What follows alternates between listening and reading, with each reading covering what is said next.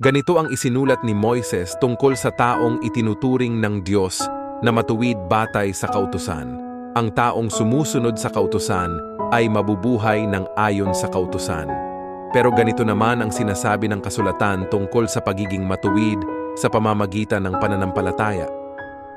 Huwag mong sabihin sa iyong sarili, sino ba ang aakyat sa langit para ibaba si Kristo? O di kaya'y, sino ang bababa sa lugar ng mga patay para ibangon si Kristo mula sa mga patay?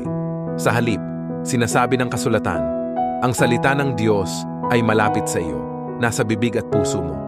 Ito'y walang iba kundi ang pananampalataya na ipinangangaral namin, na kung ipapahayag mo na si Jesus ay Panginoon at sasampalataya ka ng buong puso na muli siyang binuhay ng Diyos, maliligtas ka. Sapagkat itinuring ng Diyos na matuwid ang taong sumasampalataya sa Kanya ng buong puso. At kung ipapahayag niya na siya'y sumasampalataya, maliligtas siya.